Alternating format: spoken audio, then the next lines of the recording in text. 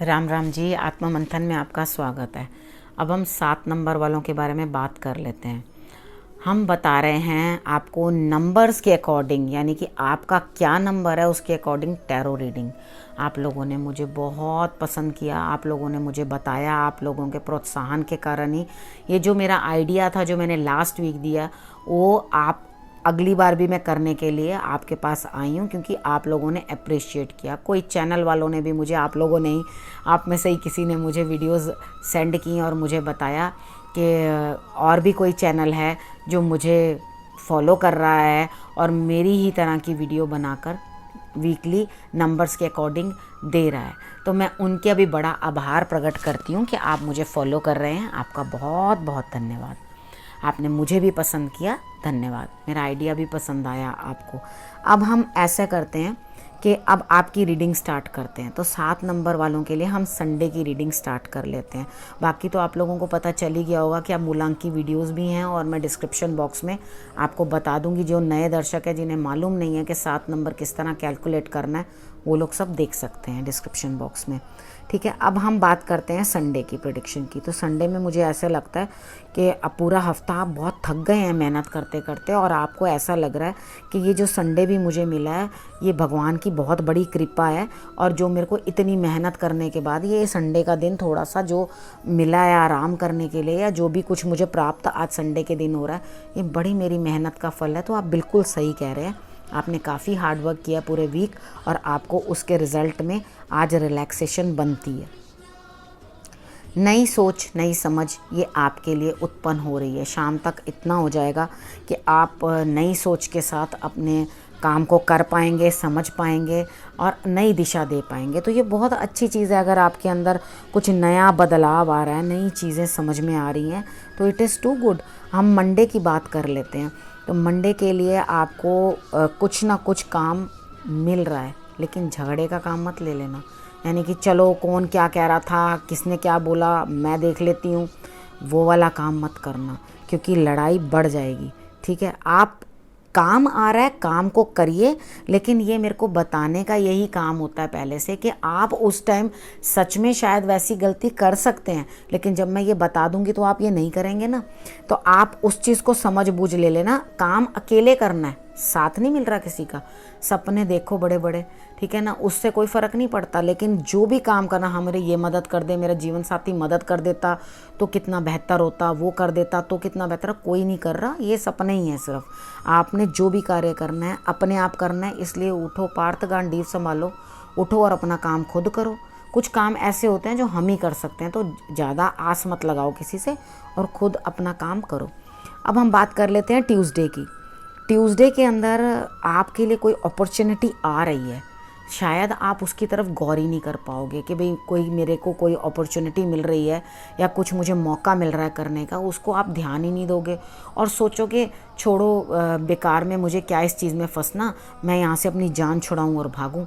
तो आप क्या करोगे, उस सिचुएशन से भाग निकलोगे और आप उस चीज़ को समझ ही नहीं पाओगे कि ये मेरे लिए एक मौका था, और आप वहाँ से भागो मत। आप वहाँ पे रुक करके उस अपॉर्चुनिटी को लेने की कोशिश करो, ग्रैब करने की कोशिश करो, हिम्मत करो और उसे ले लो। ठीक है, नहीं तो वो आपके हाथ से छूट जाएगी। कोई सिचुएशन भी ऐसी है जिसके अंदर से शायद आप अपॉर्चुनिटी मिलने पर भी लेना नहीं चाह रहे हैं और वहाँ से भाग निकलना चाहते हैं। तो अगर कार्ड्स आपको इस तरह समझा रहे हैं तो शायद आप बहुत क्रिटिकल किसी सिचुएशन में फंसे ही हो और निकल के भाग जाना चाहते हो। तो कोई और मौका आ रहा है, गौर करके उस मौके को आप ज़रूर पकड़ लेना। ठीक है, ग्रैब कर लेना। अब हम वेडनेसडे की बात कर लेते हैं। वेडनेसडे को भी आप अकेले अकेले मुझे दिखाई देते हैं, तो अपने आप से बात करें ना। कुछ मेडिटेशन, कुछ अपने दिल की बात, खुद से भी तो कभी हमें बात करनी चाहिए, खुद को भी तो पसंद करना चाहिए। ठीक है, तो आप इस तरीके के साथ, जिस तरह से आप खुद को पसंद कर रहे हैं, अपने आप को आगे कर रहे हैं, तो ये बहुत अच्छी बात है। लेकिन अकेलापन कभी कभी अच्छा भी होता है। हम लोग मेडिटेट कर पाते हैं, अपने बारे में कुछ सोच पाते हैं, खुद के ऊपर टाइम स्पेंड कर पाते हैं। तो कोई बात नहीं, अकेले कर लो काम। कभी कभी ऐसा भी करना चाहिए। तो डिसहार्टन नहीं होना कि मैं अकेली हूँ या मुझे सब कुछ अकेले करना पड़ रहा है। It is okay, no problem.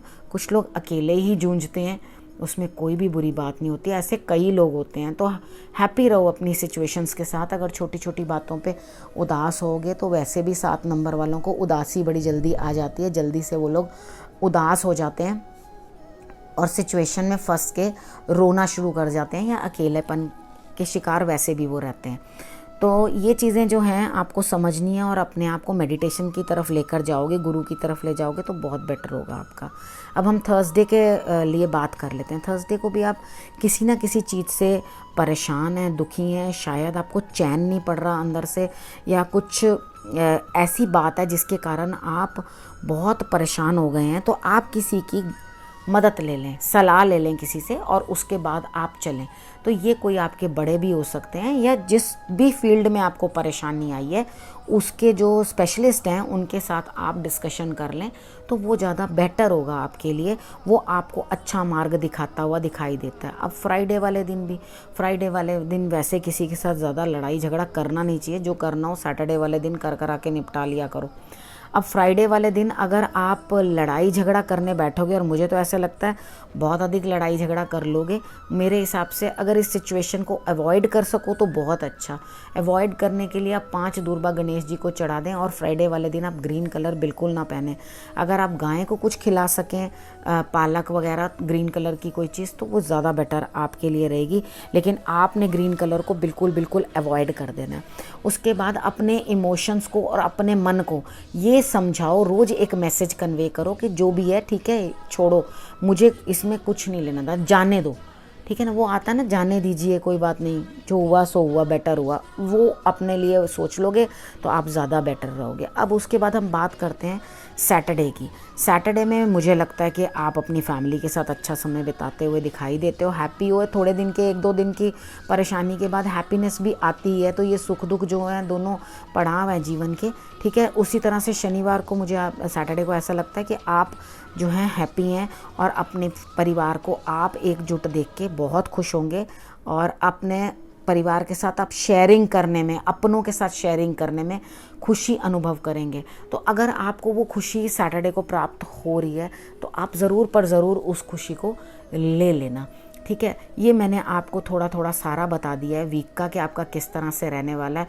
Hopefully आपको पसंद आए। अगर कुछ भी चेंज चाहते हैं या कुछ और चाहते हैं तो वो मुझे आप ज़रूर बताइएगा। ये प्रोग्राम आपको कैसा लगा, इसको हम कंटिन्यू करते रहें, ये भी आप मुझे ज़रूर बताइएगा। ठीक है, तो मैं आपके लिए हर बार ये प्रोग्राम लेकर आऊँगी। अगर आप लोगों को पसंद आया, आप लोगों ने मुझे अप्रिशिएट किया इस चीज़ के लिए, तो मैं और भी लेकर आऊँगी आपके लिए प्रोग्राम्स। तो इसी के साथ मैं अब ये प्रोग्राम यहीं ख़त्म करती हूँ, और उसके बाद नई वीडियो के साथ आपके पास फिर से आऊँगी। तब तक के लिए नमस्कार।